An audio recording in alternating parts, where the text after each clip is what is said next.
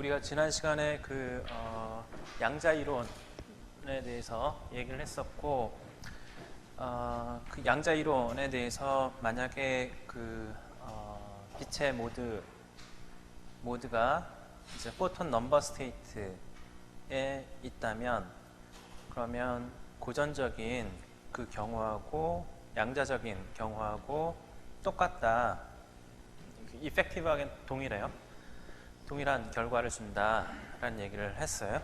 근데 그에 비해서 이제 모드가 넘버 스테이트에 있지 않고 코헤런 스테이트, 결맞음 상태에 있으면, 그러면 이제 그 라비 오실레이션, 단순한 라비 오실레이션 형태가 아니라 이제 오실레이션이 컬랩스 됐다가 다시 리바이벌 하는 그런 형태의 이제 그 익사이 스테이트에 있을 확률이, 혹은 그라운드 스테이트에 있을 확률이 이렇게 이제 방금 얘기한 것처럼 오실레이션을 하다가 컬랩스를 하고 그 다음에 리바이벌을 하는 그런 양상을 보인다. 이런 것은 그 포톤 넘버 스테이트에 있을 때 그럴 때하고 다른 결과예요. 그리고 준고전 이론에서 예측하지 못한 그런 결과이다라는 걸 얘기를 했어요. 이제 사실은 그 코헤런 스테이트는 가장 고전적인, 그러니까 그 고전 전자기파와 가장 유사한 형태의 양자 상태예요. 그래서 가장 고전적인 양자 상태라고 흔히 이제 불리는 상태인데, 그런데도 불구하고 그 양상은, 그러니까 이 원자가 익사이 스테이트에 있을 혹은 그라운드 스테이트에 있을 확률에 대한 양상은 고전 전자기파 하에 있을 때 하고 전혀 다른 그런 결과를 준다라는 거예요. 이 결맞음 상태, 코헤런 스테이트가 가장 고전적인 양자 상태에 대한 이야기는 다음 시간 정도에 하도록 하죠. 또 마지막 부분쯤에 이제 이 양자 이론이 제인스 커밍스 모델인 경우에 그 양자 이론은 결국 2차원, 그러니까 원자인 경우에는 2차원, 빛의 경우에는 무한 차원. 그래서 2차원 곱하기 무한 차원의 시스템인데, 수학적으로 얘기하면, 근데 그거를 2차원인 경우에 대해서, 그러니까 원자인 경우에 대해서 파울리 행렬로 표현할 수 있다. 그렇게 하면 이제 조금 더 편해진다라는 얘기를 지난 시간에 했었어요. 그래서 이제 얘네들을 2차원 표현했을 때 전체 해밀토니안이 원자의 에너지, 자유 에너지, 빛의 자유 에너지, 자유 해밀토니안, 그다음에 이제 둘 사이의 상호작용이 이렇게, 이거는 벡터 포텐셜, A 더하기 A 대거는 벡터 포텐셜에서 온 거고, 여기 요 항은 이제 모멘텀 오퍼레이터의 익스펙테이션, 원자의 아이겐 펑션들로, 자유 해밀토니안의 아이겐 펑션들로 익스펙테이션을 구했을 때 그런 형태가 요 꼴이에요. 이제 이게 그 오리지널 해밀토니안 2레벨이라는 제인스 커밍스 모델에서는 이제 근사 없이 정확한 그런 해밀토니안이고, 이제 거기서 바이스코프 비거너 근사, 그러니까 로테이팅 웨이브 어프락시메이션을 하면, 그 얘기는 뭐냐면 여기에서 이 항을 전개를 하면, 상호작용에서의 전개를 하면 모두 4가지 항이 생기는데, 그 중에 에너지가 컨서브 되는 항과 에너지가 컨서브 되지 않는, 그러니까 포톤을 하나 없앴는데 그 원자의 에너지도 낮아지는, 그러니까 빛의 경우에 에너지가 낮아졌는데 원자도 같이 따라서 낮아지는 그런 경우에는 원자하고 빛 전체 시스템을 봤을 때 에너지가 컨서브 되지 않는 그런 프로세스겠죠.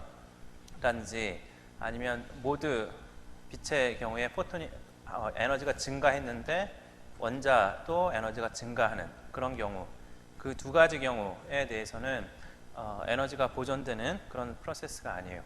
그 프로세스가 일어날 확률은 굉장히 낮긴 하지만 어쨌거나 이제 이 모델 하에서는 가능한 거고, 그 가능한 거에 대한 것을 너무 이제 일어날 확률이 굉장히 작으니까 그거를 근사적으로 없애는 그런 거를 이제 rotating wave approximation, Weisskopf beginner approximation 그렇게 불러요.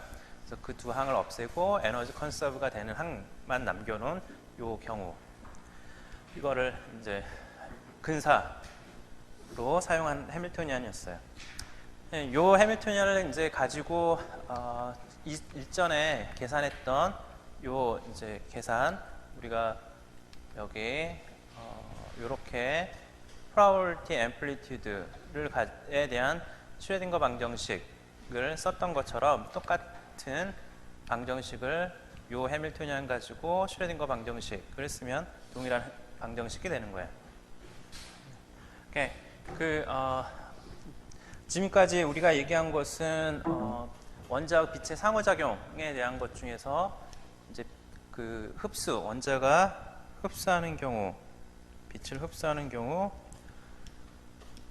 그리고 이제 방출 중에서도 외부에 자극을 줬기 때문에 그로 인해서 유도된 방출을 준고전 이론하고, 그러니까 빛을 고전적으로 다룬 그 경우하고 빛도 양자적으로 다룬 그 경우에 대해서 우리가 논의를 했어요. 그 다음에 이제 그 방출을 하는데 외부에서 자극이 없는데도 불구하고 방출이 되는 것 같은 이제 자발 방출에 대한 것을 좀 살펴보도록 합시다. 자발 방출하고 이제 자연 선폭과 관련된 얘기인데, 그러니까 우리가 그 지금 계속 하고 있는 것은 이제 원자 시스템들이 빛의 에너지를 흡수를 하거나 아니면 빛의 에너지를 방출하는 거에 대한 이야기인데, 어떤 에너지가 있는데, 아니 어떤 시스템이 있는데 그 시스템이 블랙바디 레디에이션을 한다고 생각합시다. 그 블랙바디 레디에이션 하는 애들을 이제 그 각 진동수 혹은 파장대별로 밝기가 어떻게 되는지 그걸 이제 확인해 보는 거예요.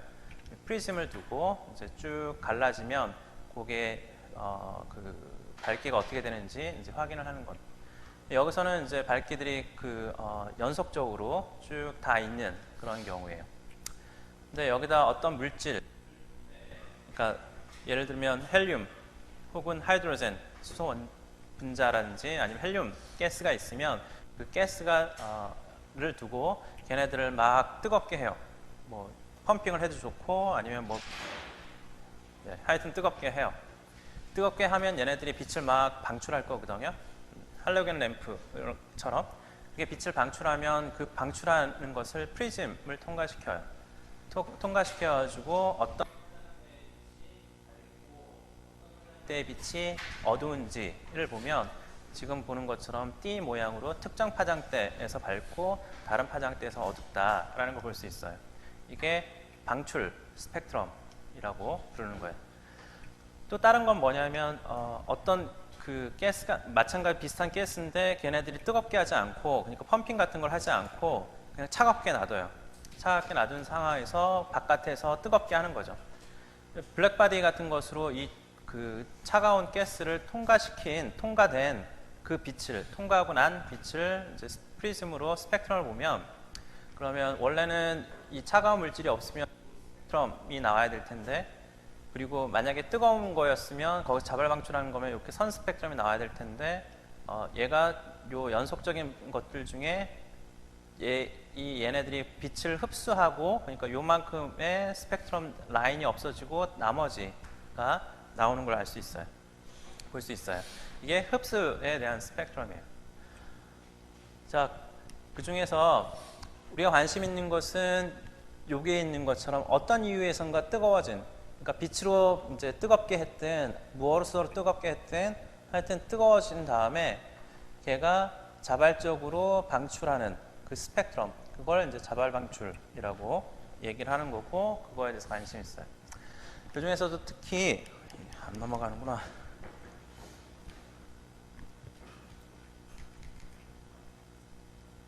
네, 그 중에서 특히 요 이제 그 스펙트럼을 여기가 진동수인데 그 진동수에 따라서 밝기가 얼마나 밝은지를 이렇게 보면 얘네들이 이런 식으로 돼요.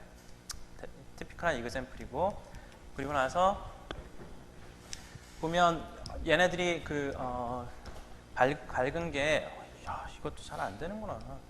밝은 게 식으로 얘보단 얘가 더 브로드, 이렇게 브로드한 정도, 그 브로드한 정도를 선폭이라고 불러요. 그 선폭을 내가 델타 오메가라고, 이게 네, 델타 오메가라고 할게요. 여기가 지금 파장이 x축인데 진동수가 x축이라고 할게요. 그러니까 이 디멘전이 사실은 그렇게 크게 중요한 게 아니거든. 내가 말하고자 하는 바는 그냥 여기가 x축이 진동수라고 했을 때 얼마나 이렇게 브로드한가, 얼마나 이제 얘가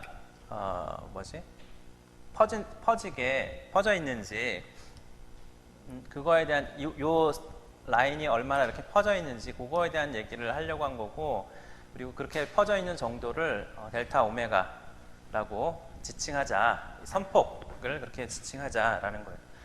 그러니까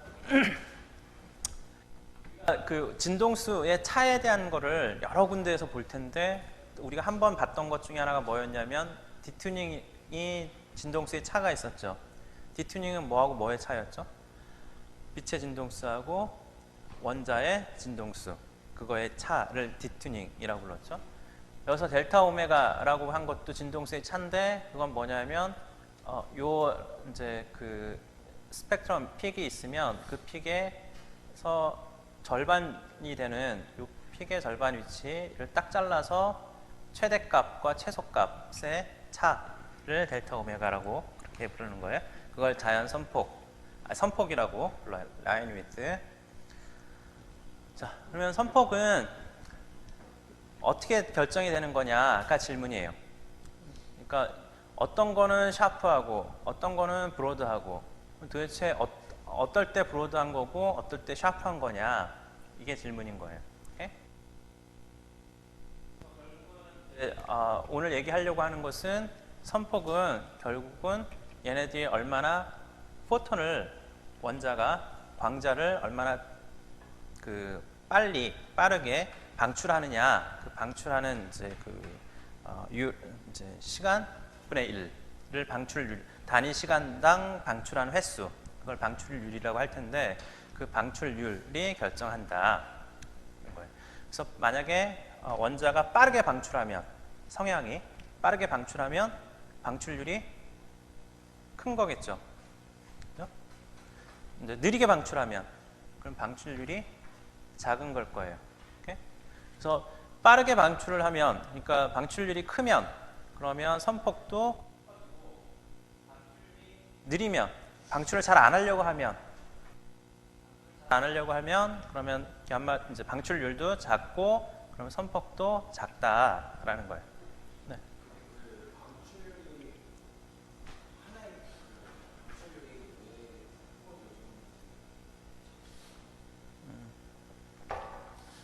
그러니까 그거에 대한 얘기는 이제 할 거긴 한데, 자세한 얘기를 하지 않을 거니까 우리가 그냥 하나의 비견한 예를 생각하면 돼요. 하모니 오실레이터가 있죠. 하모니 오실레이터가 있으면 시간이고, 여기가 이제 오실레이션 하면 오실레이션의 진폭이라고 합시다. 그러면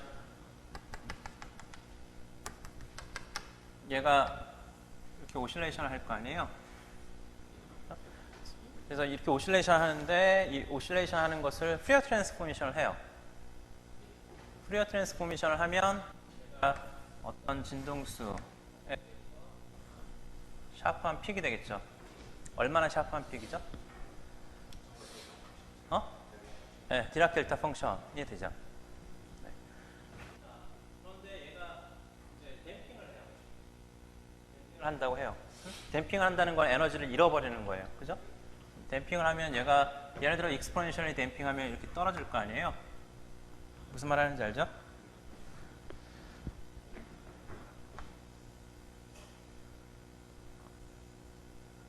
이런 식으로 익스포넨셜이 떨어질 거예요.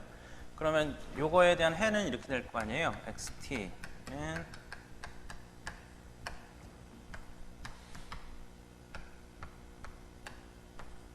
이렇게. 요걸 퓨리어 트랜스포메이션 해요. 그러면 얘가 없으면 어떻게 된다고? 샤프한 델타 펑션이라고 했잖아요. 여기 있으면 펑션이 돼요. 오케이? 결정하느냐? 얌마가 결정해요. 오케이?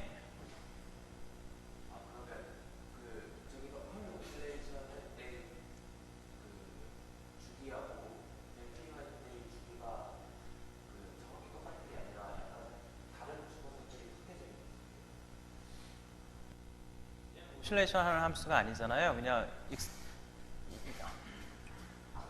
이 감마하고 오메가는 완전히 다른 변수죠. 얘는 이제 진동하는 주기가 있으니까 퓨어 트랜스포메이션 하면 이렇게 샤프한 한 포인트, 그러니까 요 오메가에 해당하는 포인트 딱 있는 거고, 얌마가 있으면 그로 인해서 브로드니스가 생기고.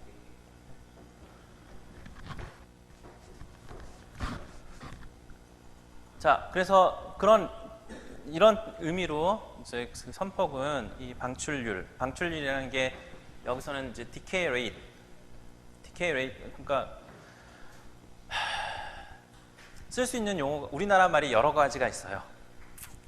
decay rate이라는 말을, decay rate를 이 감마에 해당하는 decay rate를 하모니 오실레이터 같은 경우는 decay를 하는 거잖아요. 쭉 줄어드는 거니까. 그래서 decay 뭐 이렇게 얘기를 해도 되지. 원자에서부터 방출되는 건 뭐라고 부르면 될까요? 원자의 에너지가 떨어지는 거, 높은 상태에서 낮은 상태로 떨어지잖아요. 그러면서 에너지를 내놓는 거거든요. 그럼 뭐라고 부를까요? 그것도 decay라고 부르기도 해요. 그걸 decay라고 부르기도 해요. 근데 나는 그거를 우리나라 말로 방출이라고 불렀어요. 방출. 괜찮겠죠? 네.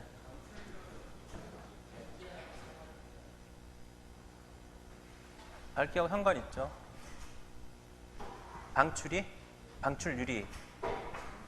방출률은 밝기하고 상관없어요.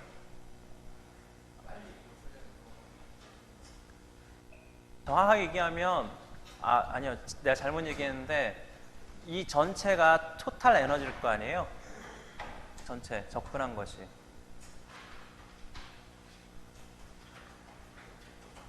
무슨 말인지 모르겠어요. 얘기가 다 된 것 같은데, 여기 접근한 것이 토탈 에너지예요. 그러면 단일 광자만 방출했다고 합시다. 그러면 이걸 전체 접근하면 단일 광자 에너지만큼 되겠죠. 자, 감마가 작아요. 그러면 어떻게 돼요? 네, 그냥. 자, 또 다른 질문.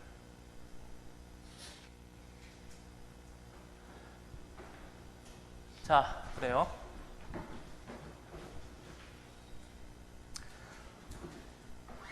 자, 우리가 지금 그 관심 있는 자발 방출이라 하면 어떤 상황을 얘기하는 거냐면, 원자는 들떠 있는 상태, 그리고 환경, 전자기파 모드, 환경은 베큐um인 상황을 얘기하는 거예요.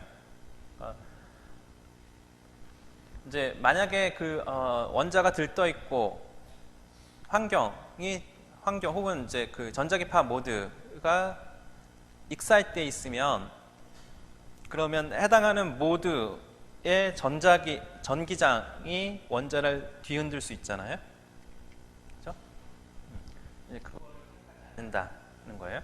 그건 유도할 테니까.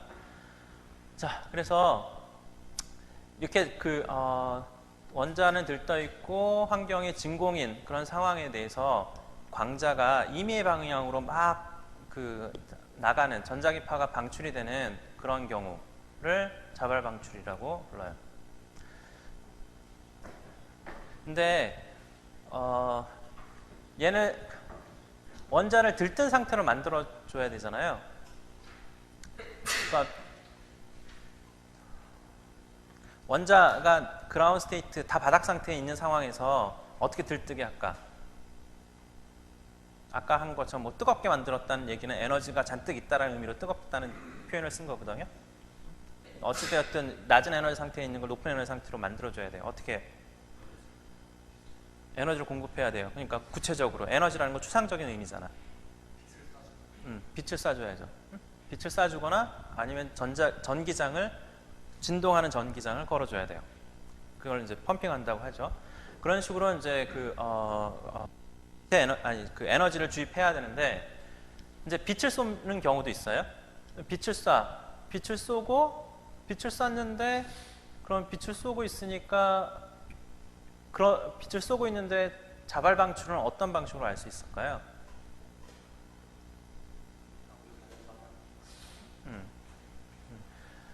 유도 방출은 방출되는 전자기파가 외부에서 준 전자기파하고 똑같은 특성을 나타내요. 오케이? 그래서 외부에서 특정 방향으로 빛을 얘를 펌핑을 할 텐데 그 방향으로 나온 애들은 자발 방출돼서 나온 애인지 유도 방출하고 있는 건지 구분을 할 수가 없어요. 같은 방향으로 나온 거는. 그렇지만 거기에 대해서 예를 들어 수직 방향으로 나온 애는 전혀 다른 방향으로 나온 애는 방금 얘기한 요 입사한 펌핑하고 있는 전자기파가 아닌 에 의해서 나온 게 아니라 다른 이유 때문에 방출한 거로 걔는 자발 방출이라고 할 수 있는 거예요. 예. 자, 일단은 지금 당장은 우리가 아이디얼하게 이상적으로 생각해서 원자는 그냥 들뜬 상태에 있고 무슨 이유에선가 들뜬 상태로 만들었고 주변은 다 진공이 됐다고 합시다. 이론적으로 계산을 할 수 있잖아요, 적어도. 자, 그러면 이제 그 경우에 대해서 상호작용을 준고전 이론에서 보면 상호작용항은 요 항이에요. 근데 외부에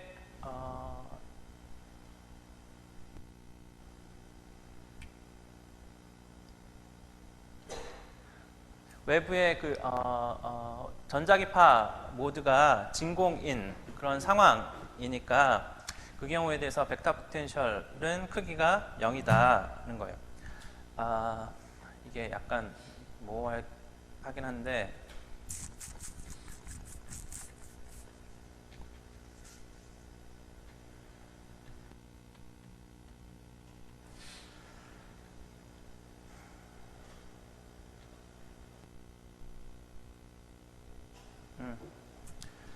자, 우리가 에너지를 이제 보면 에너지가 요런 형태 혹은 뭐 요런 형태의 꼴이잖아요.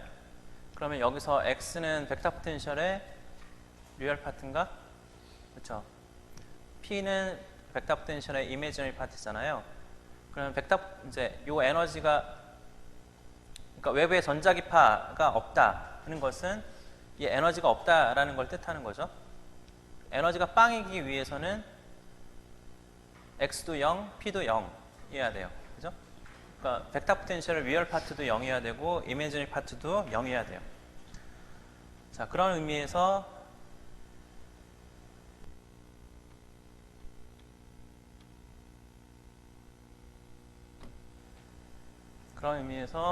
고전적인 경우에는 벡터 포텐셜이 0이어야지 진공을 의미하는 거니까 벡터 포텐셜이 0이면 인터랙션 해밀토니안도 빵이 돼요.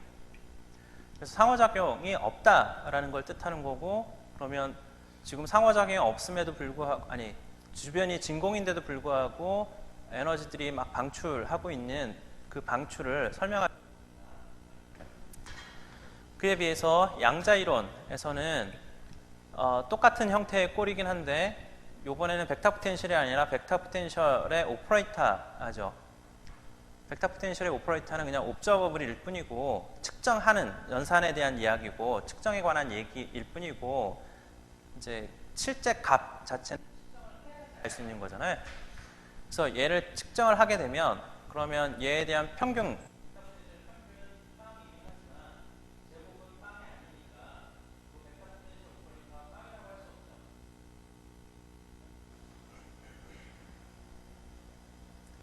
만약에 벡터 포텐셜 오퍼레이터가 이제 어떤 평균 중에 하나가 제곱에 대한 평균이 빵이 아니란 뜻은 이 오퍼레이터가 행렬이 아니다라는 걸 뜻하는 거죠. 그래서 얘를 0으로 둘 수가 없어요. 그래서 양자이론에서는 얘가 그 인터랙션 해밀토니안 상호작용이 여전히 있는 거고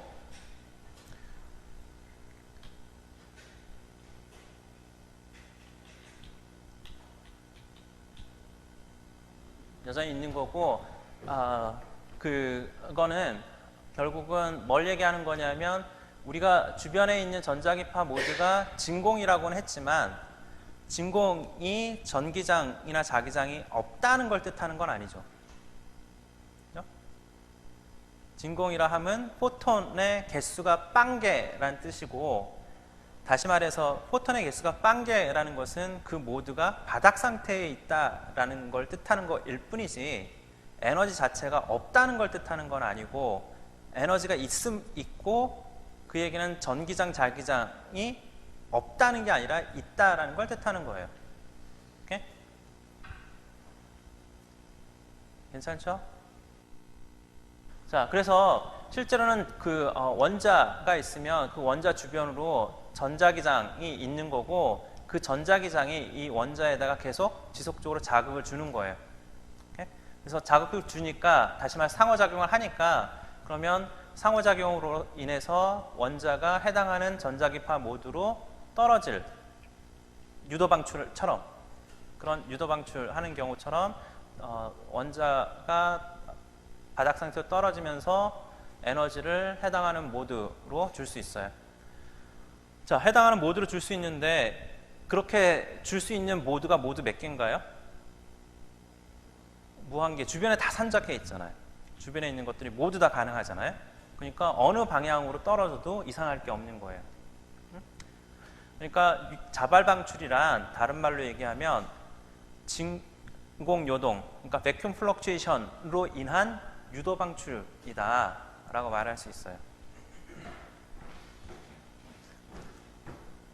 자, 그거를 이제 조금만 더 수학적으로 이제 생각해 보면, 양자 상태의 기저를 알파라고 했는데, 이거는 이제 원자의 상태 1과 2, 바닥 상태하고 들뜬 상태를 얘기하려고 한 거고, 그 다음에 이거는 빛, 전자기파가 M1 모드가 M1일 때 광자의 개수가 N1개인. 근데 좀 전에 얘기한 것처럼 이제 우리가 다뤄야 되는 전자기파는 단일 모드가 아니에요. 모드가 여러 개가 있거든요. 그래서 또 다른 모드가 있을 거예요. 이번엔 모드가 M2고, 그 M2의 광자의 개수가 N2개. 혹은 다른 말로 얘기하면 모드가 M2 모드가 N2번째 들뜬 상태에 있는 들뜬 상태를 얘기하는 거죠. N2번째 들뜬 상태. 그리고 그런 모드는 아까도 얘기한 것처럼 무한계가 있기 때문에 점점점점 이렇게 표시를 할게요. 자, 이거를 간략하게는 이렇게 쓸게요. 제일 첫 번째는 원자의 상태, 그리고 나머지는 모드들의 상태, 전자기파 모드들의 상태를 이제 저렇게 쓸게요. 자, 우리가 생각하는 초기 상태는 원자가 들뜬 상태고, 전자기파 모드는 백큐움, 그러니까 바닥 상태. 그래서 들뜬 상태니까 원자는 들뜬 상태 2번째 상태에 있는 거고, 바닥 상태, 모드들은 바닥 상태에 있으니까 포톤의 개수가 0개, 0개, 점점 다 0개. 그래서 전부 다 0개인 거를 이렇게 쓸게요. 0이라고. 오케이? 자, 그래서 내가 그냥 전자기파 모드에 빵 이렇게 쓰잖아요. 이거는 모든 전자기파 모드가 다 진공 상태, 그러니까 바닥 상태에 있다 하는 거예요. 오케이? 이런 표현은 이게 아니고 웬만한 텍스트북이나 책이나 아니면 웬만한 논문에서는 다 이런 식으로 표현해서 써요. 근데 그거는 요렇게 쓰는 거의 약자예요. 오케이? 물리적인 의미는 하나도 없는 거예요. 그죠? 그냥 편의의 문제 때문에 너무 길게 쓰니까 그게 귀찮아가지고 그냥 짧게 쓰는 것 뿐이에요. 의미는 하나도 없어요. 네. 그 다음에 방출은 원자가 낮은 상태로 떨어지는 거고, 전자기파 모드 중에 하나가 들뜬 상태로 여기하는 거예요. 그 중에 S라는 모드가 들뜬 상태로 여기했다고 합시다. S라는 것은 변수예요. M1 모드가 될 수도 있고 M2 모드가 될 수도 있고 어떤 임의의 모드가 될 수도 있어요. 그런 S라는 임의의 모드가 한 모드가 첫 번째 들뜬 상태로 여기를 한다는 걸 뜻해요. 그 얘기는 광자가 한 개란 뜻이죠. 해당하는 모드에 광자가 한 개.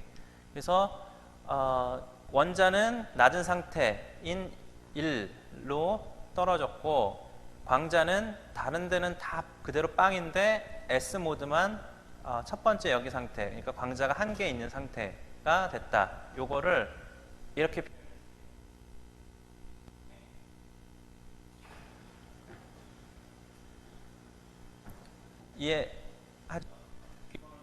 약속이기 때문에 여러분들하고 나하고 이게 무슨 상태예요? 모를 수 있어요. 모를 수 있으니까 항상 물어보면 돼요. 그러면 나는 이렇게 대답을 할 거예요. S 모드만 이제 첫 번째 그 들뜬 상태고 나머지는 다 상태야라고 그렇게 대답을 할 거예요. 오케이? 자, 그러면 양자 상태는 임의의 시간에서 임의의 양자 상태는 이렇게 될 거예요. 들뜬 상태로 그대로 있거나 아니면 S번째 모드가 첫 번째 여기, 그러니까 S번째 모드가 단일 광자가 있거나 그렇게 있겠죠. 그죠? 그거에 임의의 중첩이 될 텐데, 근데 모드는 어떤 모드가 여기가 될 것이냐? 그건 몰라요. 임의의 모드가 다 가능할 수 있으니까 모든 가능한 모드에 대해서 다 썸을 해주고 해당하는 모드로 떨어질 확률, 진폭도 다 고려를 해줘야 돼요. 그리고 결국은 이런 형태의 중첩 상태로 써야 된다는 거죠.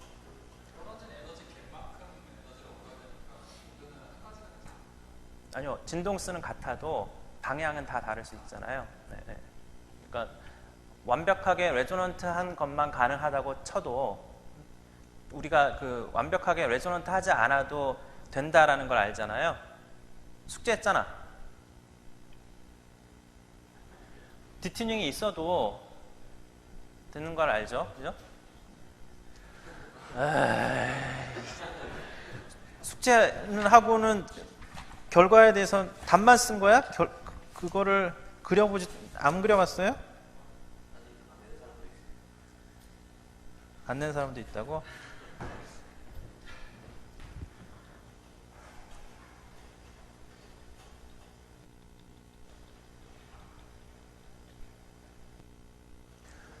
우리가 이제 라비 오실레이션이 생긴다고 했었죠. 근데 이제 빛하고 완전하게 공명이 되면 디튜닝이 빵이면 그러면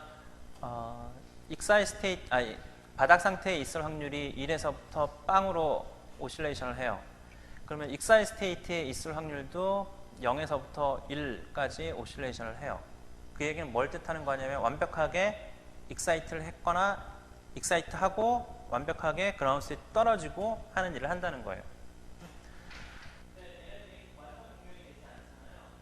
완전 공명이 되지 않으면 어떤 일이 벌어지냐면 익사이 스테이트에 있을 확률이 1인 거에서부터 0까지 떨어지진 않고 0보다 그러니까 공명이 얼마나 되느냐에 따라서 공명이 되면 될수록 0으로 가는 거고 공명에서부터 벗어나면 올라가요. 그러니까 0까지 떨어지지 않고 바닥 상태에 있는 애는 어떻게 되느냐? 걔는 해당하는 부족한 만큼만 올라가요. 오케이? 그러니까 익사이트 될 확률이 없다고? 있다고. 익사이트 될 이런 공명이 아니라 하더라도 익사이트 될 확률이 존재해요. 오케이? 1까지는 안 가지만. 자, 그래서 좀 전에 얘기한 것처럼 이제 이 경우에 대해서 얘네들이 완벽한 공명만 된다고 공명만 에너지 를 주고받을 수 있다고 그러더라도 빛의 모드는 방향이 여러 개잖아요. K 벡터 같은 진동수를 갖는 K 벡터가 여러 개가 다 있죠. 몇 개가 있죠? 기본적으로는 무한개. 대충 얘기해서 무한개. L이 그러니까 우리가 고려하고 있는 이제 박스가 무지 큰 사이즈라고 쳤을 때 무한개의 방향이 다 가능해요. 그러니까 S는 기본적으로 무한계예요. 근데 더더구나 아까 얘기한 것처럼 진동수가 달라도 상호작용에 의해서 얘네들이 해당하는 모드로 떨어질 가능성이 있으니까, 확률이 있으니까 그것까지 다 고려를 해야 된다라는 거예요. 자, 그거를 이제 우리가 이제 그 로테이팅 웨이브, 그러니까 로테이팅 프레임을 선택을 해요. 우리가 뭐 기존에 했었던 것처럼 똑같이 하는 거예요. 그러니까 유식하게 뭔가 있어 보이게 얘기를 한다면 디락 픽처를 선택을 해요.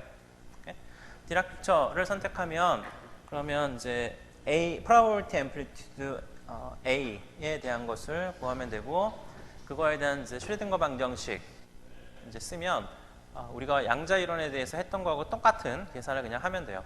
그러면 이런 결과를 얻는데, 차이점 뭐냐면 모드가 단일 모드가 아니라 여러 개 모드가 있기 때문에 그 모드 썸에 대한 것이 추가로 더 나타난다. 여기서 A11S에 대한 확률 진폭에 대한 시간 미분은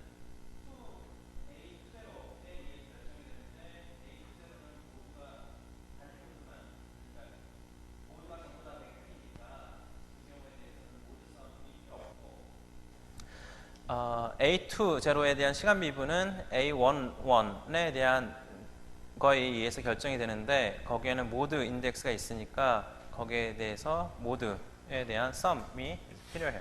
차이가 이제 어떤 모드하고 원자가 레조넌트한 경우하고 상호작용하느냐, 넌 레조넌트인 경우하고 상호작용하느냐. 예를 들어서 레조넌스가 굉장히 far off 레조넌트하면, 그러니까 빛의 진동수가 원자의 진동수보다 무지무지 크다면, 그러면 서로 상호작용이 안 할 거예요.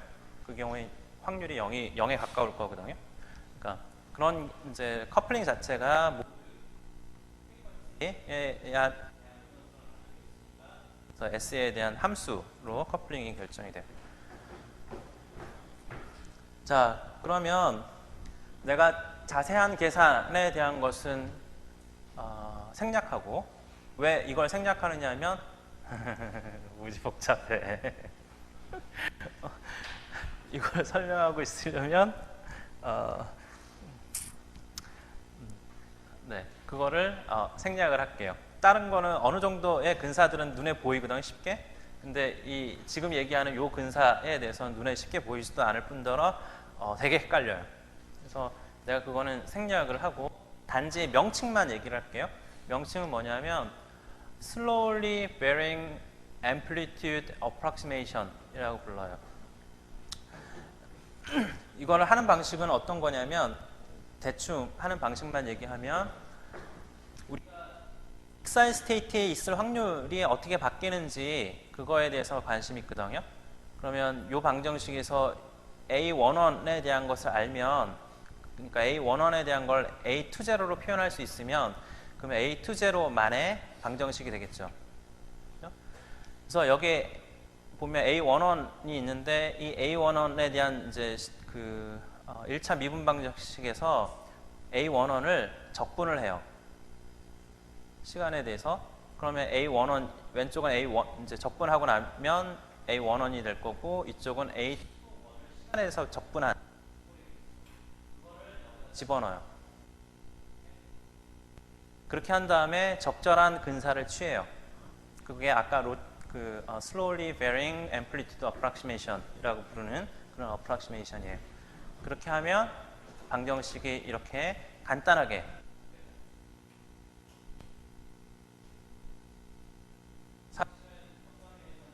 분들을 놀리는 건데, 왜 놀리는 거냐면 이 근사가 어떤 영역에서만 잘 맞는지를 알아야 되잖아요.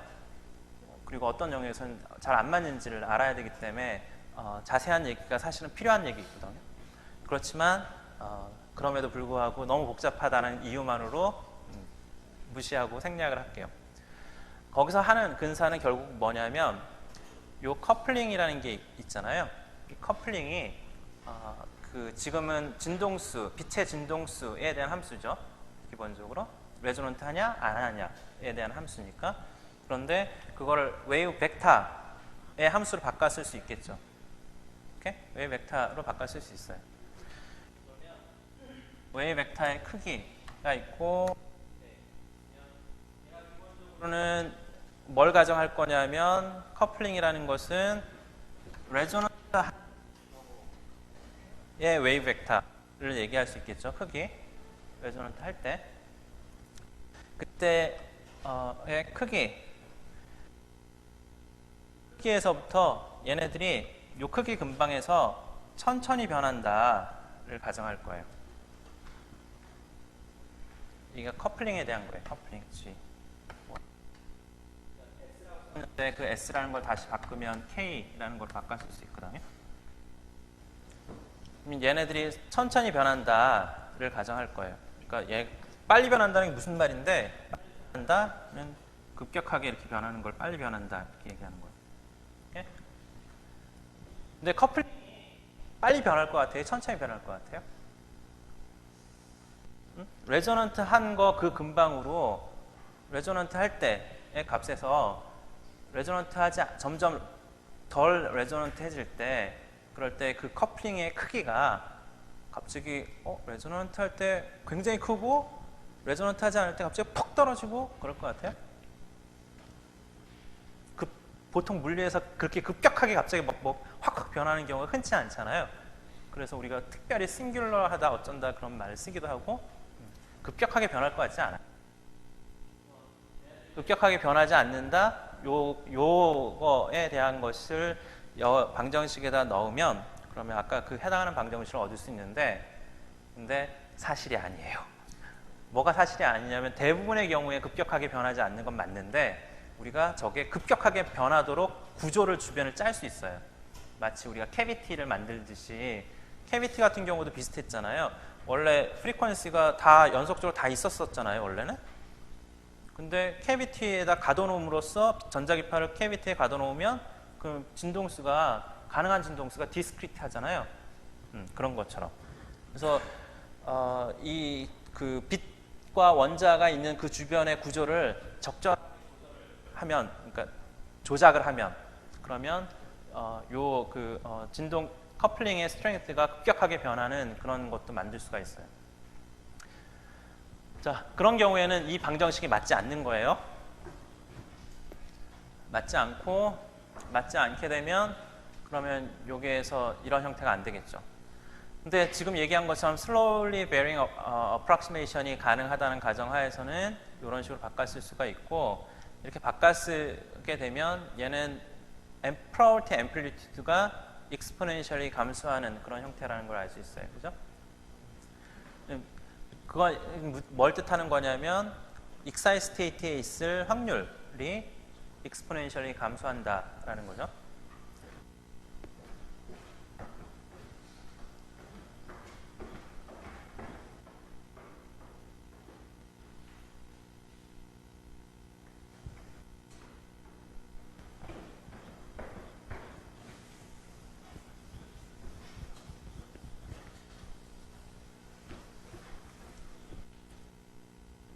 A2 0T는 솔루션이 이렇게 주어져요. 스테이트에 있을 확률이 1이라는 가정하에서, 자, 그러면 확률은 이거의 절대값이잖아요. 내가 감마를 2분의 감마 여기다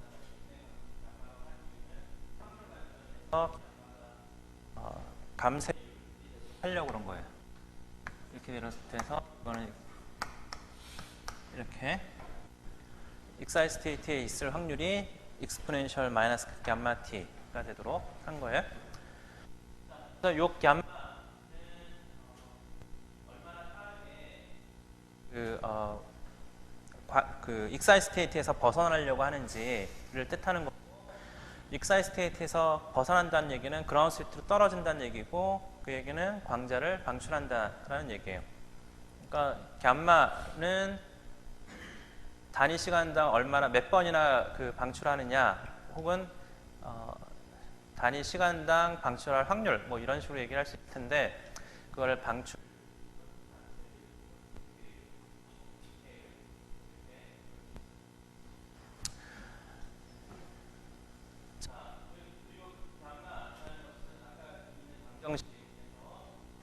그 식에서부터 얻어지는 거고 거기에 요 근사까지 다 덧붙여가지고 얻어지는 건데 그 결과가 이런 식으로 주어져요. 그래서 상호작용이 크면 상호작용의 합이 크면이겠죠. 사실은 상호작용 크기를 절대값 제곱하고 썸을 했을 때 그것이 크면 그러면 감쇄율도 커요.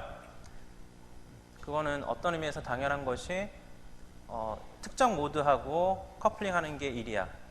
또 다른 모드하고 상호작용하는 게 1이야.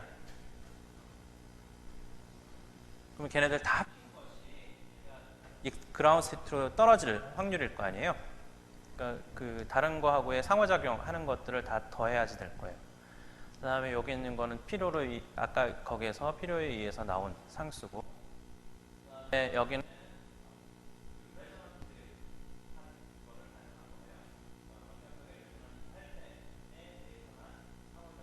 이루어진다라고. 이게 그 slowly varying amplitude approximation에서 포함이 돼요. 요 항이 요 디락 델타 펑션에 대한 것이. 자, 또 질문.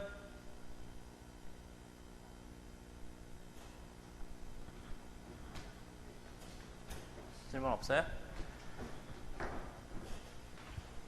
자, 그래서 오늘 다 했는데 오늘 한 거는 뭐 한 거냐면 이걸 했어요. 그러니까 자발 방출에 대한 것을 설명하기 위해서 양자 이론을 써서 고전 이론으로는 설명을 못한다라는 얘기를 했고 양자 이론을 써야 되고 결국은 자발 방출이란 해석을 어떻게 하면 되느냐 하면 그 전자기파 모드의 진공 요동 vacuum fluctuation과 원자의 상호작용에 의한 그러니까 vacuum fluctuation에 의한 유도 방출이다. 그 다음에 이제 그렇게 자발 방출을 하는 경우에 그 스펙트럼을 이렇게 보면 선폭이 있는데 그 선폭은 방출률, decay rate이 결정을 한다. 비례관계에 있다라는 거예요. 그래서 빠르게 방출을 하면 빠르게 방출할수록 선폭은 넓어지고 그 다음에 느리게 방출을 하면 그러니까 방출을 잘 안 하면 안 할수록 잘 안 하려고 하면 안 하려고 할수록 선폭이 좁아진다라는 거예요. 자, 그러면 질문. 네, 내가 하려고 그런 거였는데. 네, 얘기해요. 네.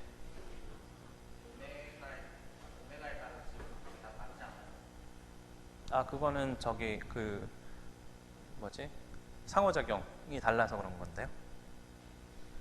무슨? 네, 얘기하세요 계속. 네. 네, 맞아요.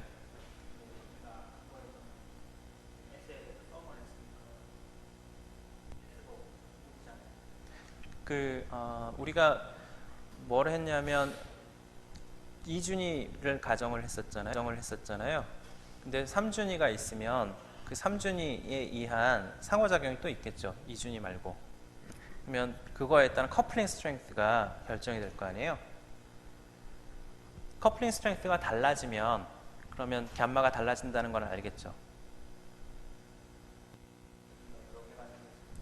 준위가 여러 개가 있으면 각 준위마다 커플링 스트렝스가 다 다를 거 아니에요. 그 커플링 스트렝스가 커플링 스트렝스는 우리가 기본적으로 이런 거였잖아요. 이런 거. 그래서 우리가 1준위하고 2준위에 대한 모멘텀에 대한 평균값, 그게 이제 커플링 스트렝스를 결정해요. 근데 1준위하고 이제 두 번째 준위 말고 세 번째 준위가 있으면 세 번째 준위에서 1준위로 떨어지는 거에 대한 걸 또 생각해야 되겠죠. 그러면 그 커플링 스트렝스는 1준위하고 세 번째 준위에 대한 운동량의 평균값일 거예요. 근데 걔네들이 1준위하고 2준위의 평균값과 1준위, 3준위 평균값이 같을 이유는 없겠죠? 일반적으로 다를 거예요. 그래서 그 다른 만큼 디케이 레이트도 달라지는 거예요. 또 다른 질문?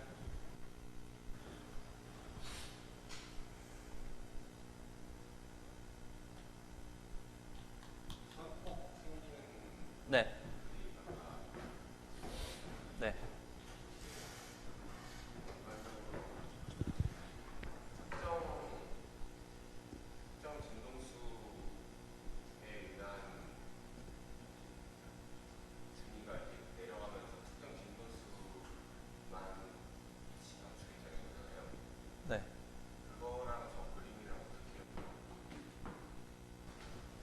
아, 요거요? 그러니까 요 A라고 썼잖아요. A가 여기서 A에 해당하는 거예요. 아, 정확하게 얘기하면 C에 해당하는 거예요. 어.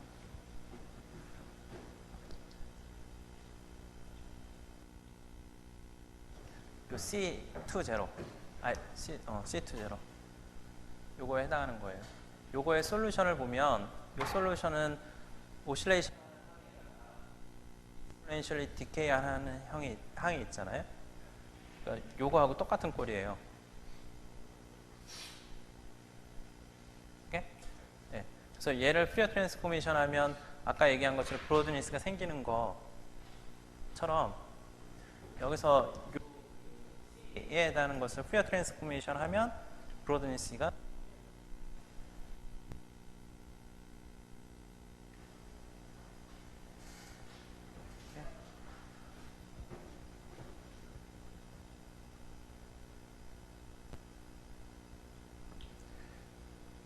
그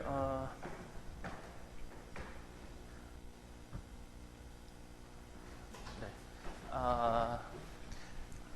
만약에 내가 얘기한 설명보다 더 리고러스한 설명을 원한다면 그러면 조금 더 복잡한 계산을 해야 돼요.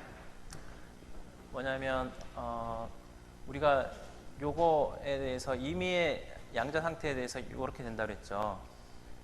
그러면 우리가 뭘 해야 되느냐면 어떤 특정 프리퀀시, 그러니까 S가 이제 모드를 결정하는 거니까 K로 쭉 전개가 될 거 아니에요? 그 중에서 특정 프리퀀시에 대해서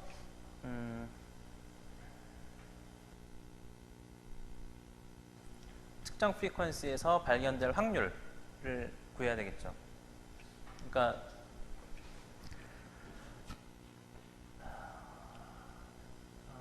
아까 인텐시티가 오메가에 대한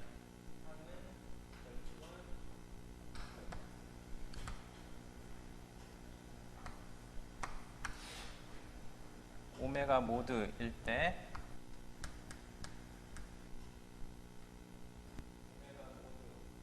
얘를 발견할 n개를 발견할 확률을 구하고 그 다음에 그거를 모든 n에 대해서 다 썸을 해야 돼요.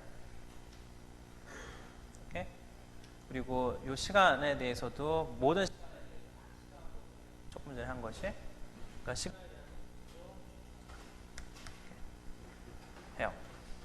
그렇게 해서 이제 그거는 특정 오메가 모든 오메가에 대해서 다 그렇게 해서 그림을 그리면 좀 전에 얘기한 것처럼 이런 결과를 얻는다 이거예요.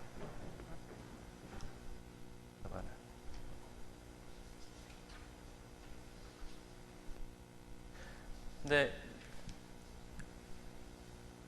이거는 이제 직접적으로 인텐시티를 그리고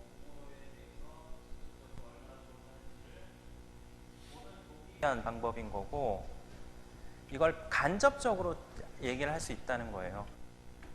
간접적으로 하는 방법이 요거예요. 그러니까 얘가 오실레이션을 하는데 우리가 이 오실레이션 하는 게 감소를 해요. 쭈르륵 줄어들어. 그러면 그거 해당하는 만큼 바깥으로 에너지가 빠져 나갔다는 걸 뜻하는 거고 요 바깥으로 나간 에너지의 스펙트럼 분포가 어떻게 되는지를 보기 위해서 요 원자의 스펙트럼 분포를 보면 그거하고 얘하고 비례관계에 있을 거다라고 추론을 하는 거예요. 무슨 말 하는 건지 알겠죠? 그래서 원자 쪽에서 계산한 거가 여기 빛의 전자기파에서 그 이제 관찰한 측정한 거하고 1대1 대응이 되는 건 직접적이진 않지만 간접적으로 유추할 수가 있죠. 아까 얘기한 거 비슷하게 그런 맥락으로 이제 얘기를 하는 거예요. 그래서 여기에 그 빛의 선폭은 스펙트럼의 선폭은 원자의 방출률에 비례한다라고 얘기하는 것이 그럼 간접적인 이제 추론을 얘기하는 거예요.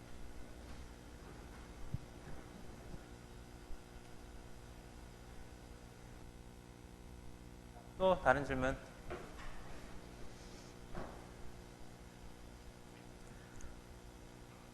없어요?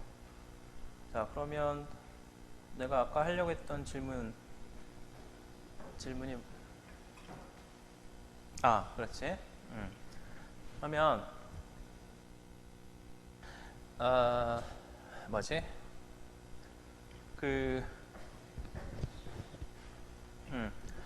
자, 우리가 원자를 하나 준비를 해요. 원자를 준비하고 주변에 아무것도 없어. 근데 그 원자를 익사이트 스테이트로 준비해놨어요.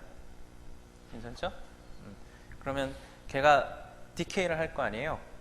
그러니까 디케이하는 시간이 있겠죠. 디케이하는 시간은 저 감마분의 1일 거예요.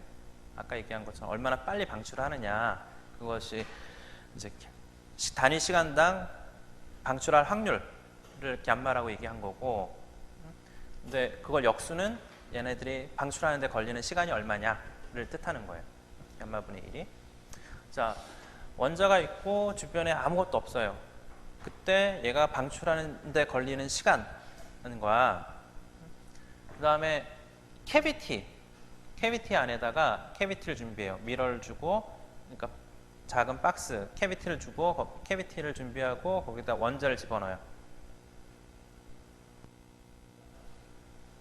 그렇게 해서 얘가 방출을 하는데 드는 시간과 어느 게 더 클까요? 네. 그거 다 왜요? 응? 그럴 것 같다. 또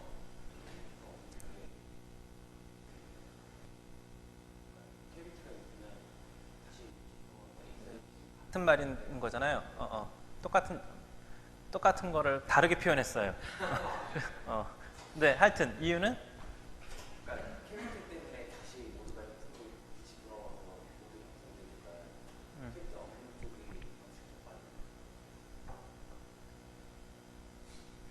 띠 때문에라는 거 다시 한 번만 해봐요.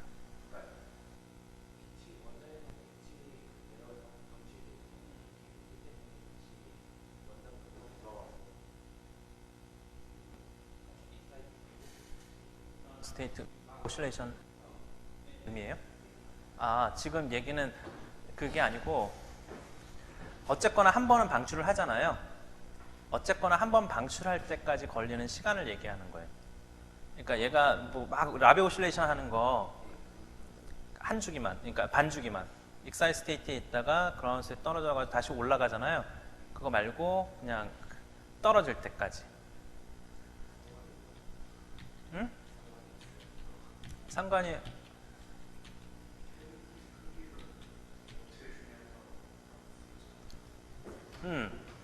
그러니까 여러 가지 케이스가 있어요, 사실은. 디케이를 한다면 여기서부터 이렇게 뚝 떨어지는 여기까지. 그러면 여기 걸리는 시간이 0.5초, 아니 0.5잖아요. 초로 얘기할 수 없으니까 0.5. 이런 관점에서. 케이스가 여러 가지 케이스가 있다. 그 얘기를 하려는 거예요. 아니, 그 얘기를 하려는 게 아니라 그 대답을 들으려는 거예요.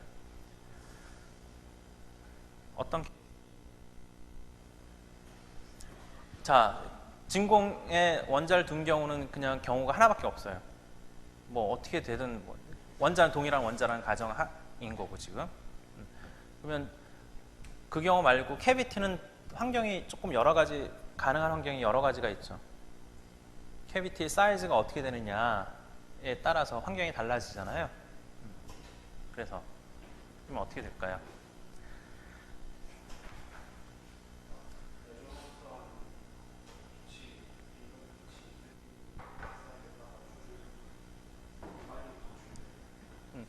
자, 그래서 방금 얘기한 것처럼 만약에 레조넌트 하지 않으면, 그것도 far off 레조넌트 하면, 그럼 얘는 방출을 안 할 거예요.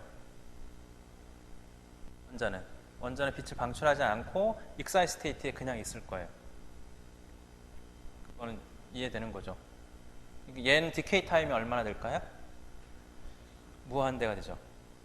무한대가 돼서, 그래서 얘는 진짜로 무한대는 아니지, 무지무지 길다는 것 뿐이지. 근데 상대적으로는 거의 무한대로 볼 수 있을 정도로 굉장히 길게 될 거예요. 그러니까 어프레저넌트하게 만들면, 그러면 원자는 방출하는 시간이 무지무지 길어요. 자, 근데 얘네들을 레조넌트하게 만들면, 그러니까 캐비티의 그 볼륨을 조절해서 길이를 조절해서 레조넌트하게 만들었다고 합시다. 그러면 어떻게 되는데요? 응? 매우 빠르게 떨어져요. 왜요? 조금 전에 최준영도 그렇게 얘기했는데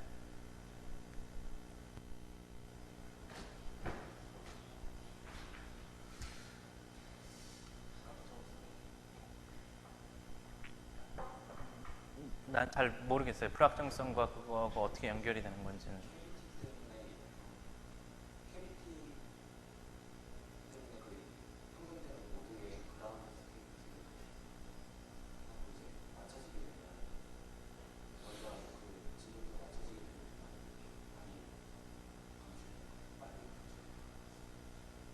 그러니까 조금 전에 얘기한 거는 베큐um인 경우에는 주변에 모드들이 무지 많다.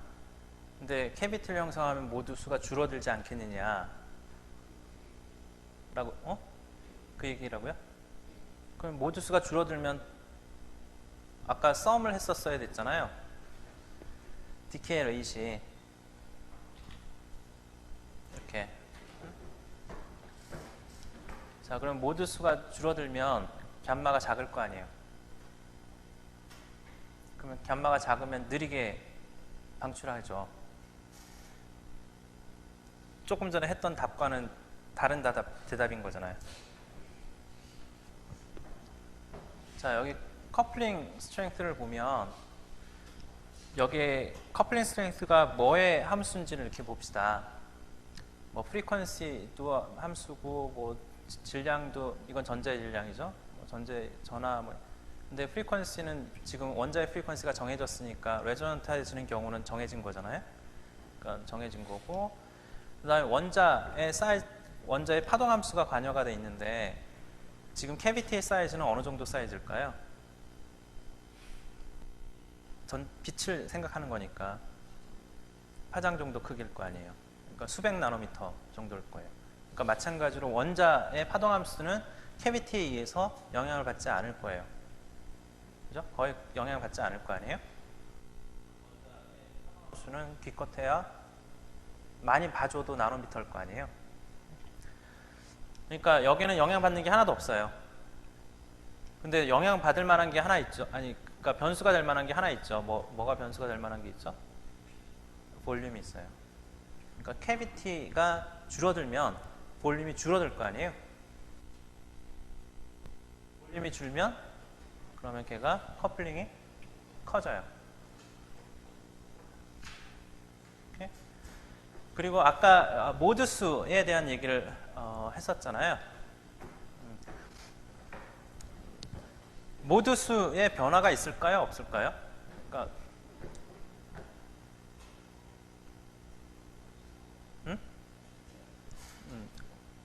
왜 있을까요?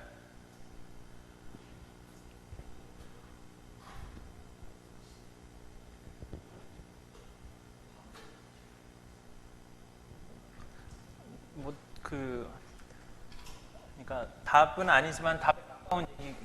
바꾸면 꼭 따져야죠.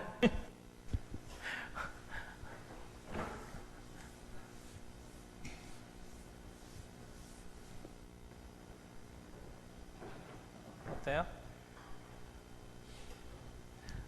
이렇게 얘기해 볼게요. 그러니까 캐비티가 없을 때 그러니까 프리퀀시에 따른 모드의 수, 그걸 뭐라고 부르죠?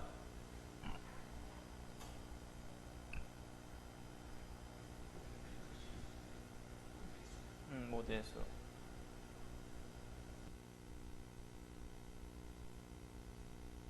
density of state라고 불러요. density of mode라고 불러도 되겠죠. 여기서는 density of mode라고 불러야겠죠. 그렇지만 사람들이 그거를 그냥 density of mode라고 안 부르고 density of state라고 부르는 경우도 있어요. 그걸 혼용해서 막 쓰거든요. 너무나 그 보편화된 개념이라서.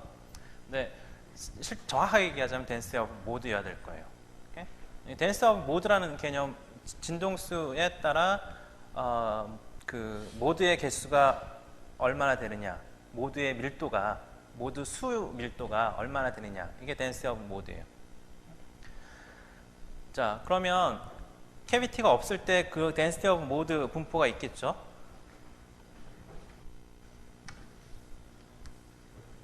뭐 이런 식이라고 합시다. 예를 들어서. 그러면 이제 어떻게 할 거냐면 캐비티를 넣어요. 그러면 가능한 모두 진동수가 정해지잖아. 그럼 얘네들이 전부 다 모여가지고 여긴 모두가 없겠지. 그리고 여기서 샤프하게 이렇게 있을 거고, 없고, 있고. 그럼 얘네들이 전부 다 쭈르륵 모여가지고 이쪽으로 샤프하게 있는지 어떻게 알겠어? 모른다고 하면 안 되지. 아까쯤에 달라질 거라 했잖아. 그러면 어떻게 하느냐? 숙제. 지금 질문에 대한 건 이해하는 거죠? 숙제가 뭔지 알죠?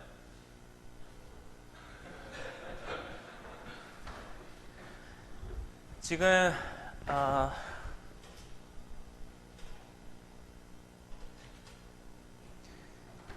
decay rate에 대한 거를 따지려면 그 모드 수를 카운트하는 게 필요했어요.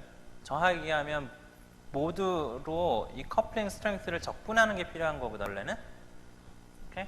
근데 내가 그냥 요거가 일정하다고 가정합시다.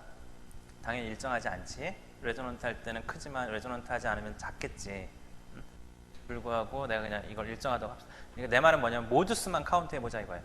모드 수만 카운트 하는데 완전히 프리 스페이스에서의 모드 수 무한계예요. 당연히 모드 수는 프리 스페이스에서의 모드 수와 캐비티 내에서의 모드 수의 변화가 있느냐 이 질문이에요.